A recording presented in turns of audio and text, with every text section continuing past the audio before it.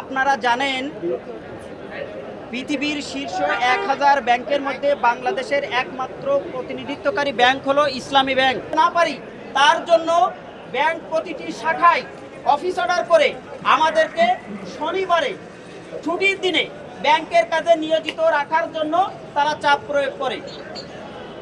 এমনকি গতকালকে সাপ্তাহিক ছুটির দিনে গভীর রাতে আমাদের কর্মকর্তাদের মোবাইলে মেসেজ দিয়ে আমাদেরকে কঠিনভাবে সাবধান করা হয় যেন আমরা স্টেশন লিভ না করি, যেটা আমাদের মানবাধিকারের লঙ্ঘনের পর্যায়ে পড়ে।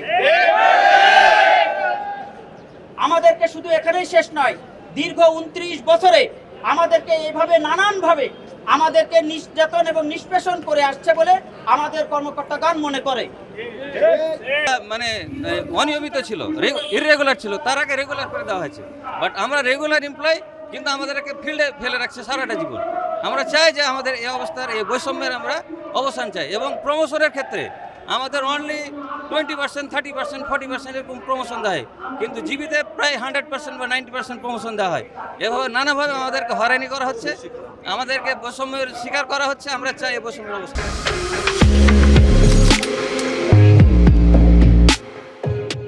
আমাদের চাওয়াটা হচ্ছে, আমরা দীর্ঘদিন ধরে ইসলামী ব্যাংকে বৈষম্যের শিকার হচ্ছি।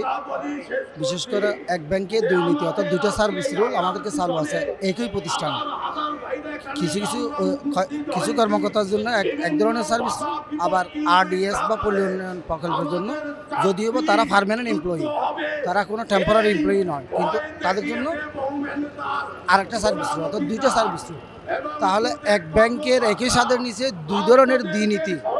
আমরা এই বৈষম্যহীন বাংলাদেশের সমর্থন করি না।